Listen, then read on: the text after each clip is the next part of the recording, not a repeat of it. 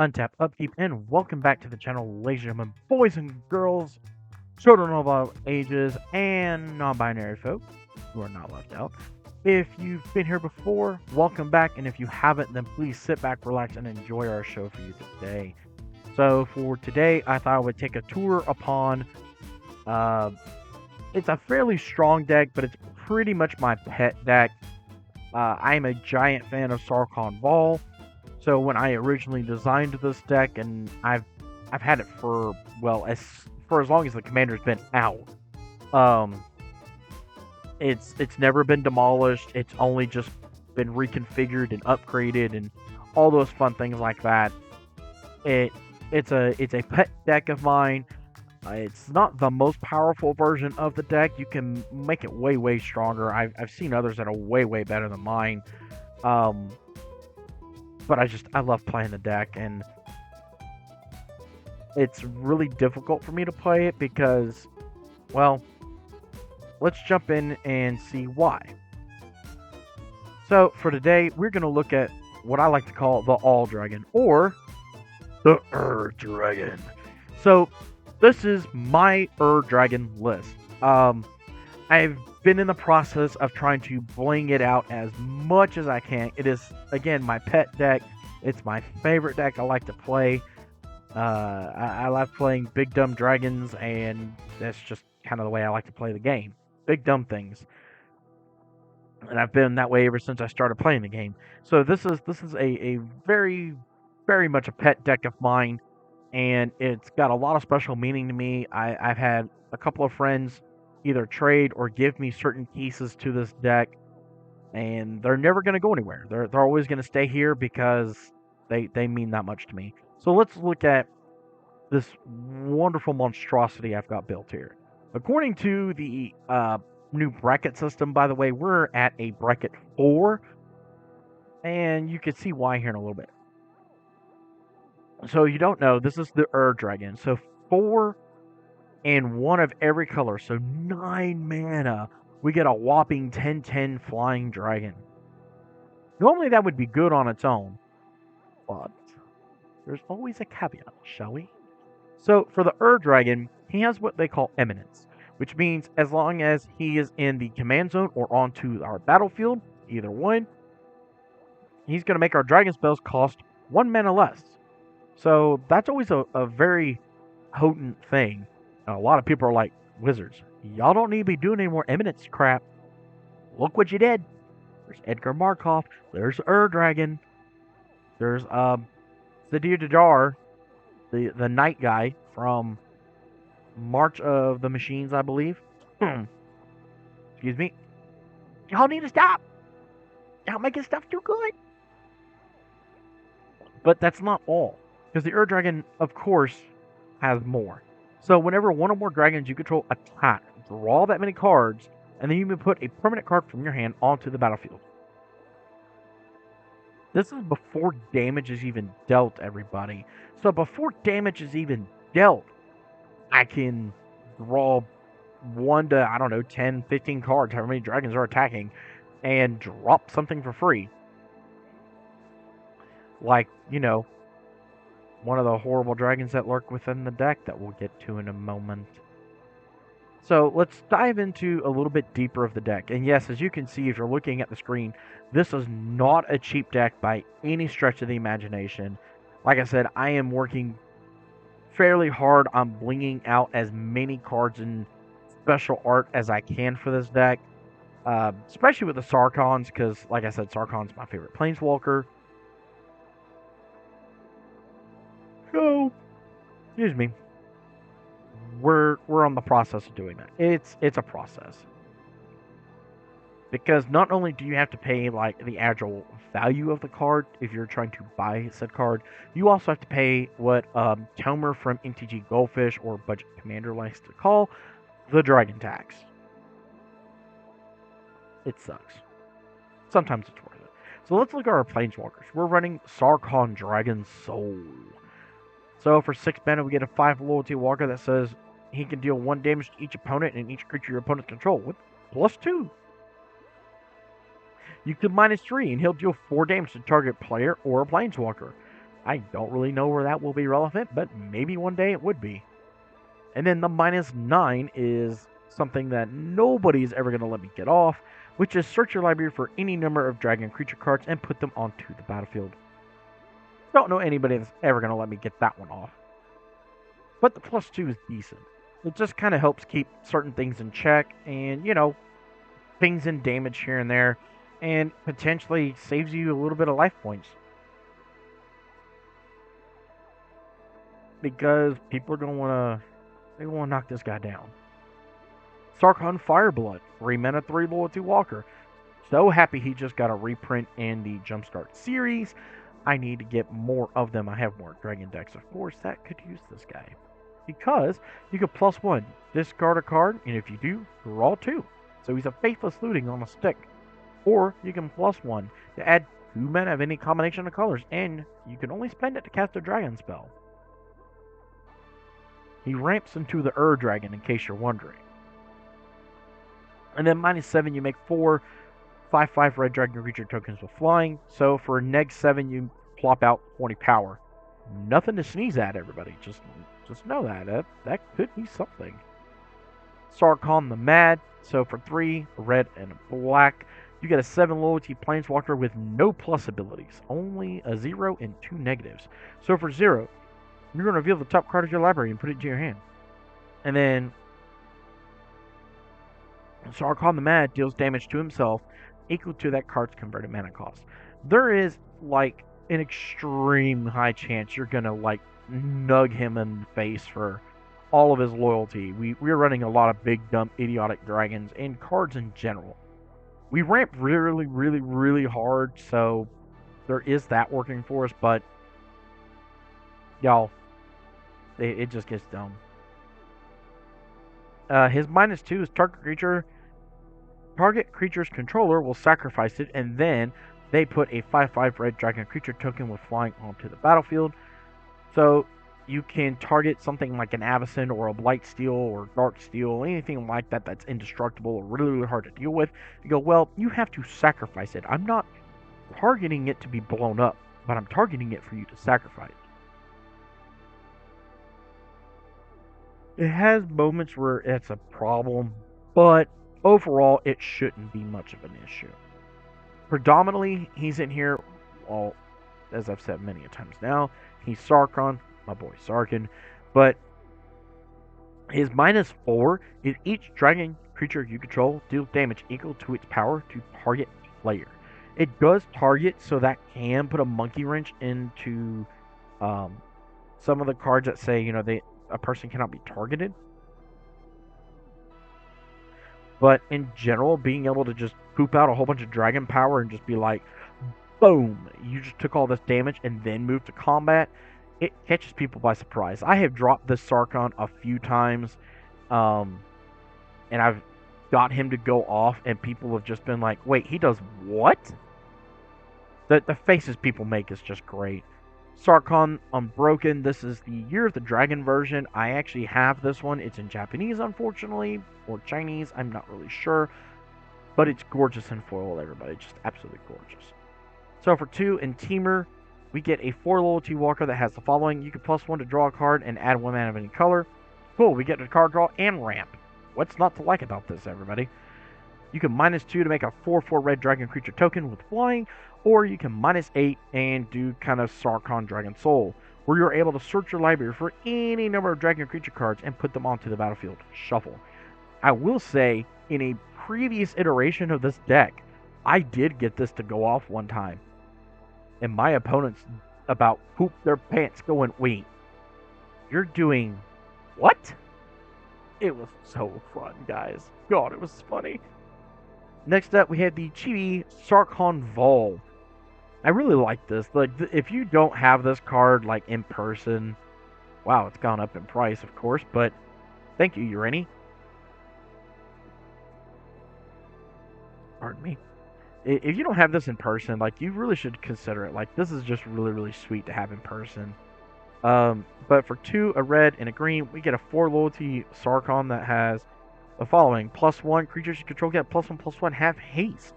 So, if he's been out for a little bit, or we drop him the turn before, we could drop Daddy, and then now our dragon's hitting for 11, and he has haste and everything else. It's not bad. -2, we gain control of target creature until end of turn. Untap that creature, and it gains haste until end of turn. So we can steal something and maybe finish a game that way. Probably not very relevant, honestly, at least not with the way I play in this build. We're pretty much here just for the +1 capability. There are times where you will -6, though, and create 5 4/4 red dragon creature tokens with flying. So between this Sarkhan and the Fireblood, you can pretty much dump out 40 power in the blink of an eye, and that's really nothing to sneeze at, everybody. That could hit like a train. Next up, we have, of course, Ugin, the Spirit Dragon. So for 8 mana, we get a 7 loyalty Planeswalker with the following capabilities. We get a +2. He deals 3 damage to any target. Gotta like that. -X, exile each permanent with converted mana cost X or less. That's 1 or more colors. So he's a board wipe. So if we had all our stuff like Slaconic Rift or something, we could just drop Ugin if he's been in our hand and be like, how about we just board wipe your butt? How's that? Especially if we went last in the turn order, we could be nice and tell people, hey, don't play anything. Or we could just be a sadistic evil dragon, which I tend to be, and just be like, or your stuff. Be a shame if something happened to it. And then we could deploy the rest of our stuff and be a happy-go-lucky dragon. And then -10, though, which is one I really, really like getting off in this deck, is you can gain 7 life, draw 7 cards, and put 7 permanent cards from your hand onto the battlefield. What? We get to put them into play. We don't get cast triggers, so something like, spoiler alert, Tiamat doesn't work because it's a put into play and she needs to be cast, but there are other things that we care about just dropping into play, like, other Planeswalkers. God, that would be a headache. Oh, but it's so much fun. It really is. So then we have our dragons that we're going to introduce, as well as some honorary dragons, I guess you could say.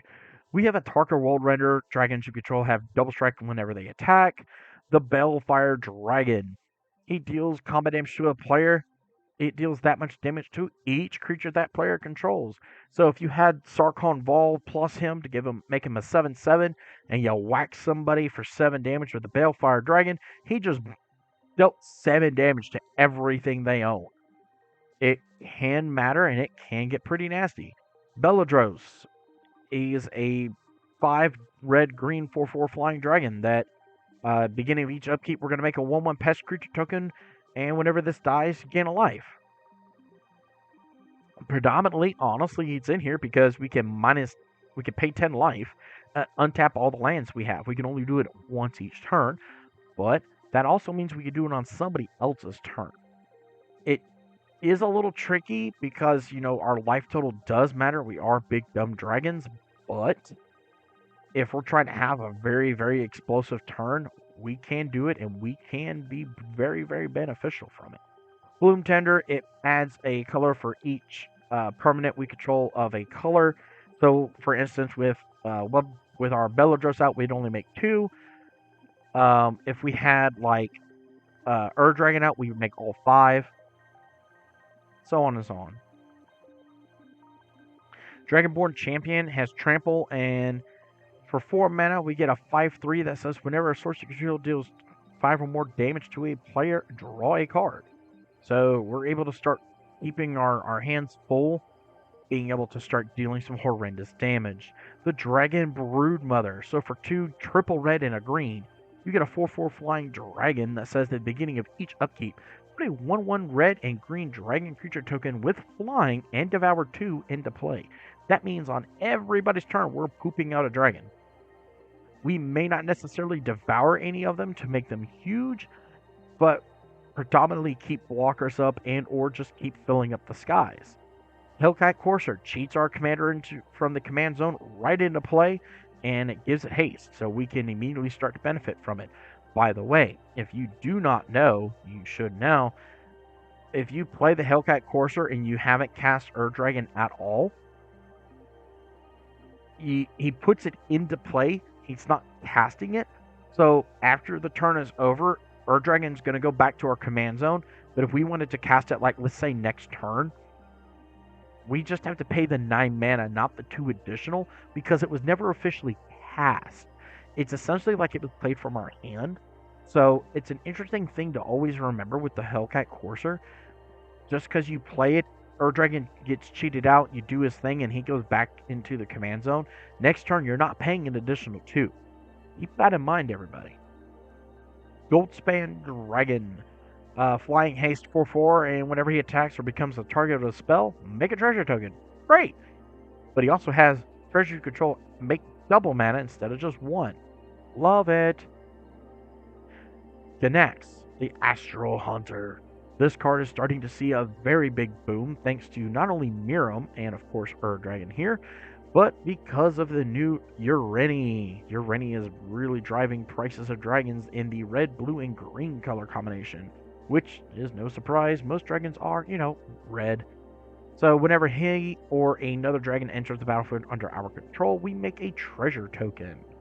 The Furnace, the Fire Spitter Whelp.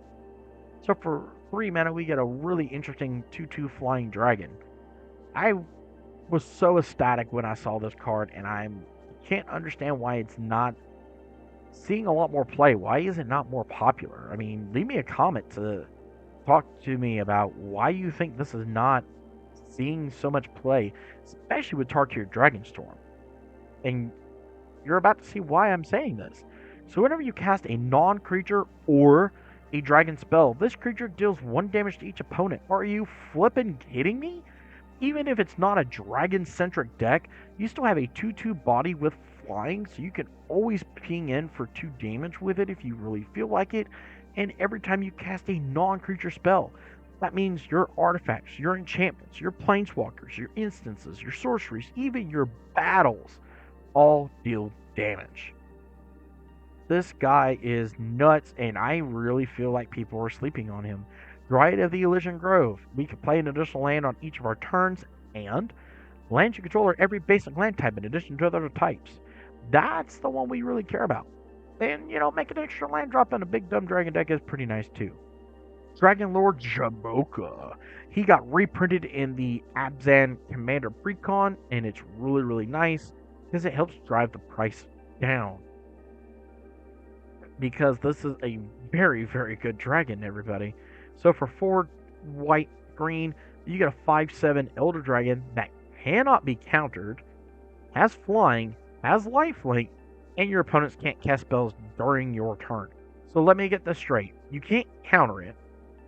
It has flying and lifelink, so if we use, Sarkhan Vol to give it a +1/+1 in haste, now it's a 6/8 flying lifelinking dragon, so we can gain 6 life back right away from this big guy. And as soon as he's resolved, because he cannot be countered, your opponents can't do diddly poop on your turn, so they can't bounce him. They can't play spells on our turn as long as we have Jamoka. Freaking nuts. The Horde Smelter Dragon is a dragon I tossed in here, and I'm still kind of playing around with him, mainly because of his ability. So for 3 and a red, destroy target artifact. So he's an artifact eater, and then he gets +X/+0 to end a turn, where X is that artifact's current mana cost. Pretty nice dragon. I've been tinkering with it back and forth, just trying to see, is it worth its slot? And I think it has been. Next up, we have the big bad Karthus, Tyrant of Jund. So for Karthus, the Tyrant of Jund, you're going to pay 4, a red, a black, and a green for a 7/7 flying hasting dragon. That gives all of our other dragons we control haste. Something special.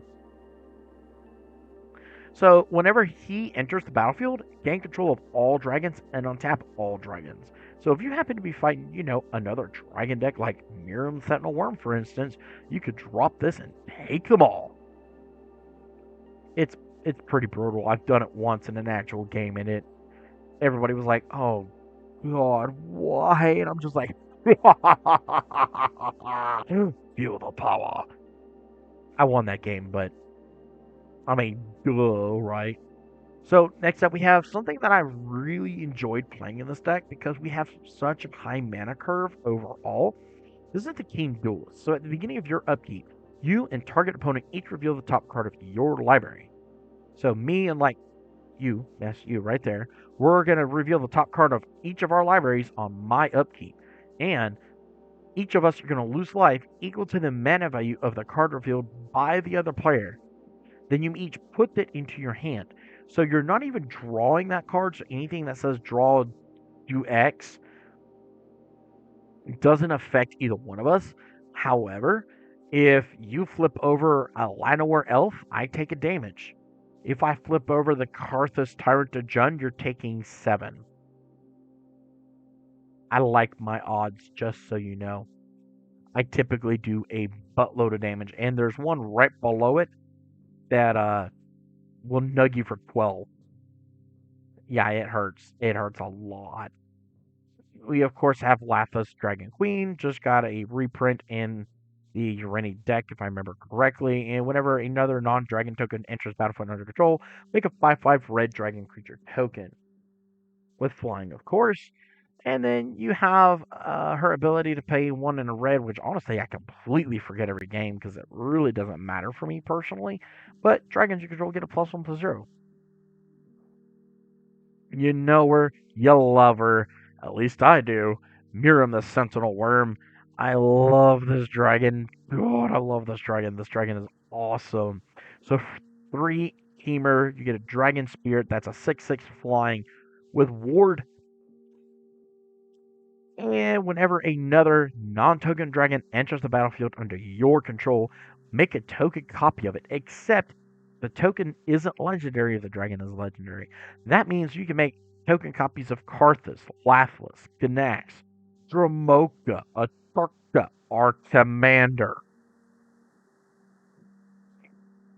Yeah, yeah, 2 Dragons.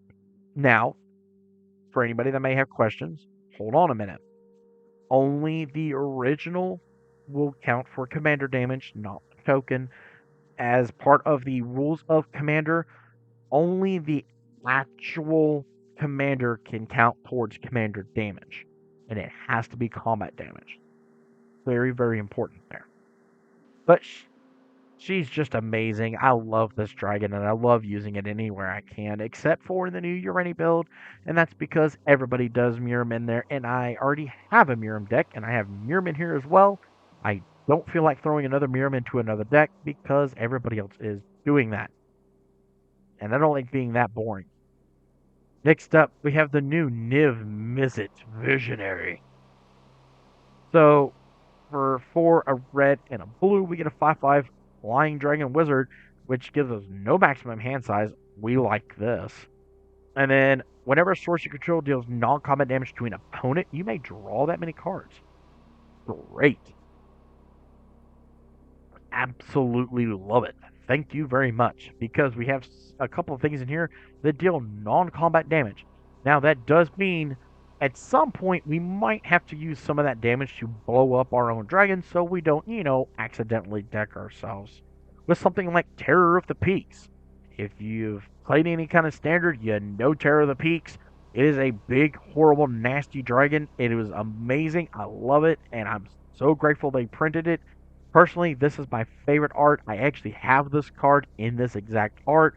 It was given to me by a very dear friend of mine who I haven't actually seen in a while. But Aiden, if you're listening, if you're out there, thank you, bub. I still have this card and I love it. As well as the Ugin. I still have and play the Ugin as well. But Terror of the Peaks, if an opponent casts a spell that targets it, they have to pay 3 more life. So it has like Ward 3 life, if you will. And then whenever another creature enters the battlefield under their control, he deals damage equal to that creature's power to any target. So we can just start nugging people in the face.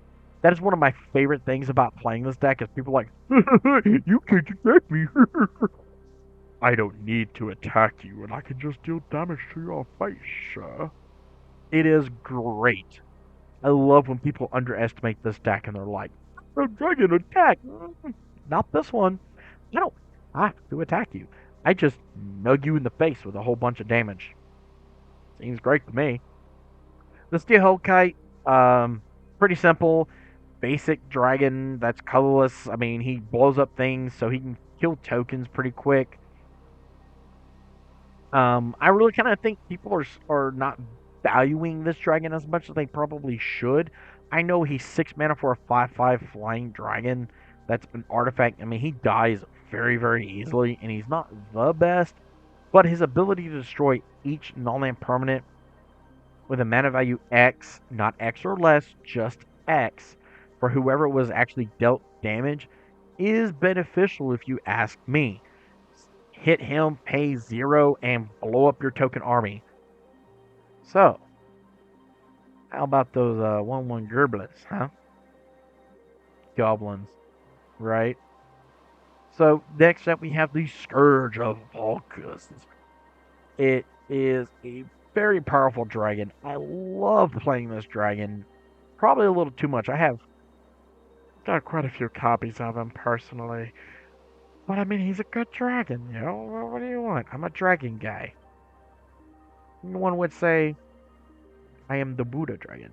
So whenever he or another dragon enters battlefield, um, it, this means the dragon, would deal X damage to any target or X number of dragons you control. This actually means if we drop Dragon Lord Dramoka after having Scourge of Vulcus, Dramoka deals that damage. And he has lifelink, meaning we gain all that life. Gotta like that. Next up, the one I was talking about from our King Duelist that will nug you for 12 if I reveal it off the top of the deck. This is Scion of Draco. So he's 12 mana for a 4/4 with flying, and everybody is already pulling their hair out, going, "Why in God's name are you playing this monstrosity?" Well, he has domain. And if you've been playing any form of modern, you know. You know, okay? So this spell costs 2 less to cast for each basic land type among lands you control.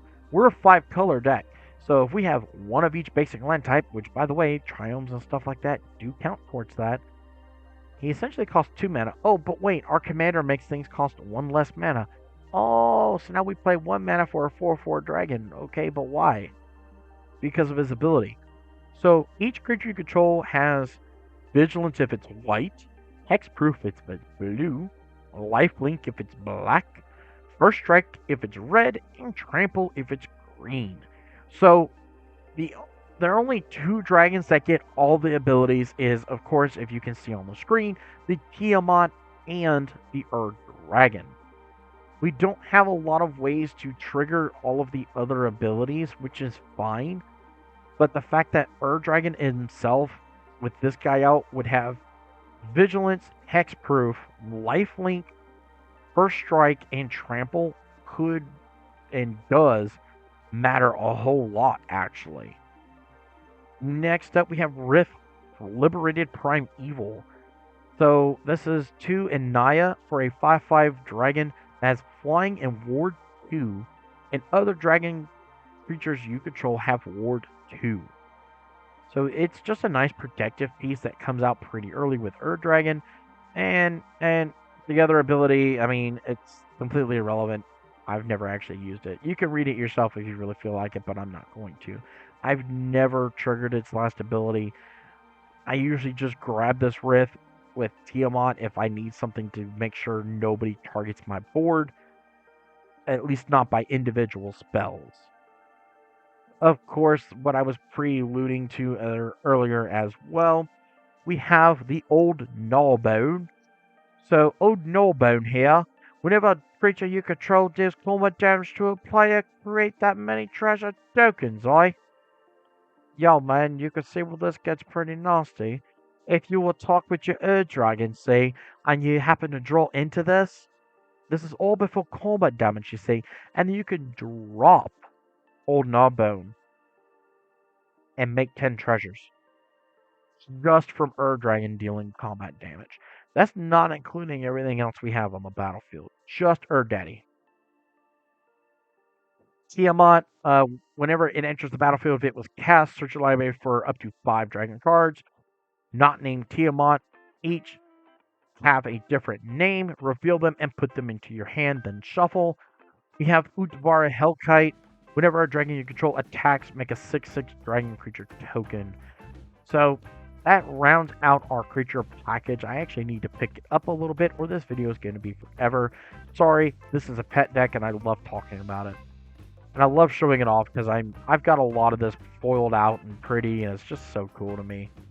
Everybody is always so at awe when they see it, and it just makes me smile. Been a project of mine for a while, but Ur Dragon is really scary if it's left unchecked. Utvara Hellkite helps us just keep an army growing. Tiamat goes to find whatever 5 dragons we are needing at the time, which I won't lie is usually Dromoka, Miram, Ganax, Terror of the Peaks, and probably either Rift, Scourge, or Gnawbone, depending on where I'm at in the game. So we have a little bit of pivots here and there. I usually rely on the dragons to do a lot of the work in this deck. Let's move on to the sorceries though. So I have Blasphemous Act to just nuke the battlefield completely, Crux of Fate to destroy all non-dragons, or if I'm fighting another dragon deck, I will nuke all dragons. I am not afraid, sir. We are also running quite a bit of ramp in this deck. This is a ramp train deck, and I have no shame in that at all. With Nature's Lore, Rampant Growth, Revisits, Cultivate, and Farseek, all allowing us to go find lands from our deck and put them straight onto the battlefield, except for Cultivate can put 1 into our hand. Dryad's Revival has Flashback and can return a target card from our graveyard to our hand. I really like it in this deck, so we could do it twice potentially if we absolutely have to. And of course, since people like to mill and kill my beautiful dragons, I've got Living Death. So it is essentially a board wipe if we have absolutely nothing and everybody's got a whole bunch of stuff. So what you're going to do is you're going to basically take your entire graveyard, you're going to set it aside, and then everything on the battlefield goes to the graveyard. And everything that was in your graveyard before this comes into play. So go ahead, make me mill. As long as I have this in hand or it's still on the deck, I've got a shot, and I have a good shot. That's what I always tell people. Go ahead and mill me, it doesn't hurt me. I'm fine. Next up for our instance package, as you can see, we have a couple of the game changers here that matter, as well as one more down below in our artifact section. Gee, I wonder what artifact could be a game changer that's in an Ur Dragon list. I wonder. But we have Abrupt Decay, Anguish Unmaking, Assassin's Trophy, Swords, and Path to Exile. They all deal with permanents that we have to get rid of. Cloth's Will can either deal X damage to each creature without flying, or destroy up to X target artifacts and or enchantments. If we have our commander, we can choose both of them, not just one. I really like this card as well. Chroma's Will, we can either give our stuff flying, vigilance, and double strike till end of turn. We can give creatures we control lifelink, indestructible, protection from all colors until end of turn.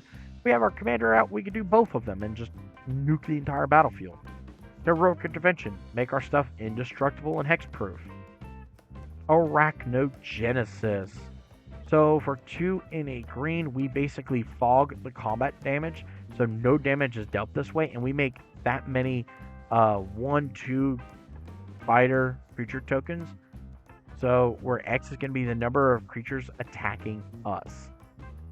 Pretty nice little thing to have here, as well as, of course, we are running Teferi's Protection to peace out till the next turn. Crop Rotation is here because it allows us to go find our Cavern of Souls to make our dragons uncounterable and just on everybody's parade.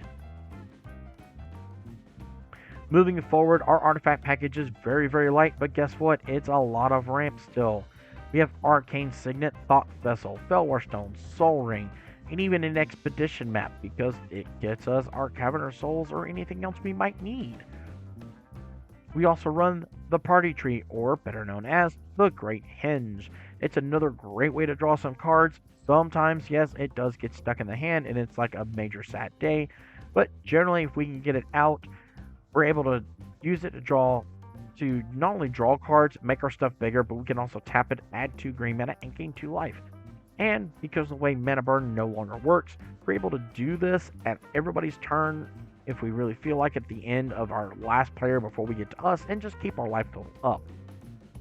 Last but not least, of course, the One Ring is in this deck. If you don't know the One Ring, well, then you're missing out. So whenever you cast it, you gain protection from everything until your next turn, which is very beneficial in an Dragon list. And at the beginning of your upkeep, you lose 1 life for each burden counter on the One Ring. Then you could tap it, put a counter on it, and draw cards equal to the number of counters. So the One Ring is pretty beneficial in this deck. We really, really like it. And of course, it's a game changer, but hey, it is what it is. We also have another game changer with Smothering Tithe. This is the Wafu art, I hear is what they're calling it. I think it's really cool. I like the anime art on some of these cards. I think it's a great art piece. Maybe one day I'll get my hands on one. Maybe not. I do have the original art in mind currently. It still works the same. It's just real simple. If you get this out quick enough, every time somebody draws cards, they're either paying 2 or giving us treasures, helping us ramp to the Ur Dragon. I've gotten it out turn 3 or turn 2 before with a really, really great opening hand, and just really, really got an amazing head start. I do think I lost that game, actually, because I think I hit a bad pocket where I was drawing a lot of things I could do, but like not enough things to impact the board, and the other players were just able to do a lot more. Dragon Tempest, whenever another creature with flying enters the battlefield under our control, it gains haste until end of turn, and it has the Scourge of Vulcan effect, so it's a slam dunk in any kind of dragon deck like this. Now, my goodness, has the price on that thing jumped. $76, y'all. Dang. Or you know, if you're at Geo Dirte, dang. Oh, come on, it was funny. My inner millennial is showing. Oh, no. Next up, we have a new enchantment from Tarkir Dragonstorm I'm going to try out in this deck. Dragon Back Assault. So for 3 and Temur, we get this wonderful enchantment that says, when this enchantment enters the battlefield, it deals 3 damage to each creature and each planeswalker. So it still falls in the realm of a board wipe, which is a main reason I added it to the deck, because for 6 mana, we get to drop this and just board wipe. All of our stuff is usually going to be bigger than this, so we're not really too worried about it. Our planeswalkers are higher in our loyalty as well, so we're not going to be affected as bad. So I thought I would try this out and see how it works. The landfall capability of it is actually really good in this build as well, because if we have been board wiped and we still have land drops we can make in the game, this just says whenever a land you control enters, make a 4/4 red dragon creature token with flying. Pretty basic, pretty simple, but I'm going to try it out. I'm going to see how it works. I'm going to see if I can get something going, and if I don't like it, guess what? That's the beauty of Commander. You take it out and you put something else back in, or something new in. So if you have experience playing Dragonback Assault, let me know in the comments below. What is your experience with it? Finally, our land package is a doozy. I'm running every Triome possible, as well as every one of the Battle Bond lands in this deck. I'm even running like Evolving Wilds, Terramorphic Expanse. The go-to for me also is a Ghost Quarter to be able to blow up a problematic land. This is a mana base that I've been working on for a while. We have the Cavern of Souls to make dragons uncounterable. We have a Reliquary Tower to make our stuff so we don't have to have a max hand size. A couple of snow-covered, one of each snow-covered land, except for forest. I think I have 2 snow. Yes, I have 2 snow-covered forests in the build, because you just never know. We are running, as you can see, all sorts of Smoker Sports of lands here. We even have the World Tree to make our lands, as long as we have 6 or more, tap for any mana that we need. So that's always great. So I have very, very painstakingly been building this deck and doing all I can to make it just as fun and yet strong as I possibly can. As you can see, our mana curve is just so wonky. We're very heavy on our 2s, which is actually really nice, considering we're such a dragon-centric deck. I mean, the average mana value of our deck is 2.7 with lands and 4.3 without. So our mana value is just so dumb. We're mainly a red-green dragon list with a splash of each of the other colors, including colorless. But as you can see, our opening hands are actually fairly well. We're running 37 lands in the deck. We could potentially have well, we would need another land. Oh man, that can go do it. Reputation to go find Cavern of Souls, and then Dragonborn Champion comes out to play. So we got something to go there. We have some potential here. We could drop the headquarters. Next turn, we drop Vault into Thought Vessel, and then Expedition Map. Then we have Arcane Signet into Dryad, or Keen Duelist. So probably Keen Duelist, actually. We would hit somebody for 6. And we have 1, 2, 3, 4 mana. So we can't quite get out the Courser, but we could drop the Dryad if we really needed to, or we could even go find another land with Expedition Map, which, surprising to nobody, would be Cavern of Souls. So as you can see, this is not very clunky. This actually flows very well. This is a very, very near and dear to me deck. So let me know in the comments below, what do you think of my Dragon list? I call it the All Dragon. This is a exact list that I will be running at any kind of event that I choose to play the deck in. So if you see me and you want to play the Dragon, this is the list you're going to see. This is card for card everything I actually own, except for some of the special arts and stuff. I'm still working on getting a lot of the foiling and whatnot. As you can tell, some of it is a little bit pricey, but maybe one day I'll get it done, and it would be an amazing dream to accomplish. But with all of that said, like, share, subscribe, leave me some comments, show me some love, ring the bell for notifications. I know you could do it. The like button is just a 1-1, and you're a big, terrifying dragon priest in the house of the Buddha. Therefore, the commenting, the subscribing, and the like buttons, they all have nothing against you. So what are you waiting for? Bathe them in dragon fire. The deck list for this will be in the description below, as it always is with every deck I send up onto the channel. But I have been the Buddha Dragon, so please, don't forget, rub that belly for mana, and may your games be filled with all sorts of luck. Until the next time, peace out, y'all.